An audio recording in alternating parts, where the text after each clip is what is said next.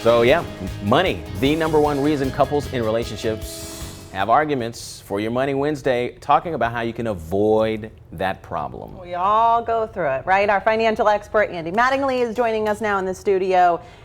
I'd like to say that, isn't this just something we can talk about with our significant others? Yes, it is. And you really should start with understanding each other's relationship with money. And what I mean by that is, how was money impactful in your life when you were growing up? What did your parents talk to you about money, and what do you want to do differently? So you really need to kind of have that relationship with money talk. So explain why this is so important that we tackle how to deal with it. Well, because one thing, you need to create self-awareness. Like, why do you make certain decisions about money? And if you're a spender, you need to understand that you're a spender so that you can work on some things to save, especially if your partner maybe is a saver and not a spender. So you need to kind of know that going in.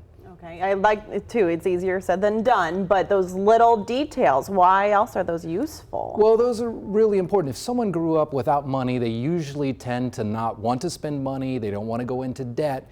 And if the other person in the relationship had all kinds of money, when you decide to make decisions together, buy a house, buy a car, whatever, you need to make sure you understand that that person who doesn't want to spend anything, why they want to do that, and then explain that as part of your conversation of why we can go ahead and spend it, because we won't be poor like that. So what other financially related items should couples discuss then? Well, one of the most important things is what I call the safe to spend amount, which means how much can I spend without checking with my significant other to do. So some people might think anything over $100, I need to discuss it. And the other person in a relationship could say, well, anything over 1,000 is free, anything under 1,000 is free game.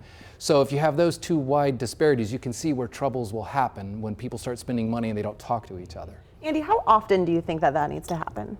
I think you really should talk quarterly, so to kind of what's going on. And every 2 or 3 years, have a big discussion on your plans.